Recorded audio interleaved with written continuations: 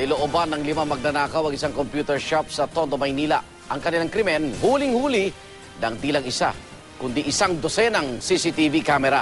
Nakatutok si Emil Sumangil, exclusive. Itsurang hindi raw tinatablan ng nerbyo sa katawan kung kumilos sa mga suspect base sa kuha ng CCTV ng computer shop sa Maynila na unang pinasok. Unang kinalawit ang bantay, kinapkapan ng buong katawan at walang sabi-sabi sinuntok ito sa tagiliran.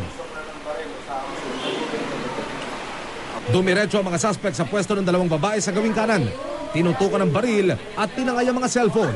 Sunod na pinuntirya ang mag-asawa na nasa gitnang lamesa. Hinablot ang shoulder bag ng babae. Ang kanyang mister hindi na nakakilos sa kanilang pwesto.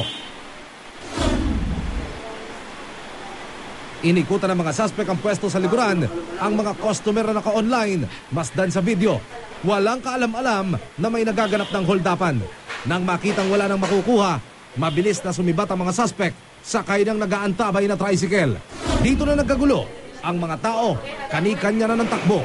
Ang hindi alam ng grupo, armado ng 12 CCTV camera ang loob at labas ng establishmento. Malinaw na nadokumento ang holdapang ito. Akala ko si binibiro lang ako eh. Akala ko kasamaan din namin. Nung kukunin ko na yung cellphone, tinutok sa akin yung baril. Sabi niya, huwag ka nang pumalag. Sabing ganun. Huwag daw kaming galaw, tapos huwag daw sisigaw. Kasi babarilin daw po kami. Sabi ko, sir, ang sigarilyo bawal dito. Eh, sabay bunot ng baril. At sumigaw ng hold up to. Nagpapasalamat ang pulisya, nakipagtulungan ng complainant sa kanila. Nang maipakita sa kanila ang kuha ng CCTV camera, nadakip ang isa sa 5 suspect, ang sinasabing nagmaneho ng tricycle na ginamit na getaway vehicle. Wala po ako kalalaman doon, sir. Ikaw daw nagmamaneho ng tricycle eh? Hindi, pumara lang po sa akin yun. Hindi ko naman po alam na holdapper yung mga kasama ko yun. Inakala siguro ng mga suspect na nakapagsumbong sa mga polis.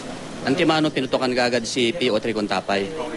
Dahil dito, napilitan si P.O. Tricontapay na pumutok, pagpalitan ng putok. Tukoy na rin daw ng MPD Station 1 ang grupong nasa likod dito na subject ngayon ng manhunt operation. Emil Sumangil, nakatutok, 24 oras.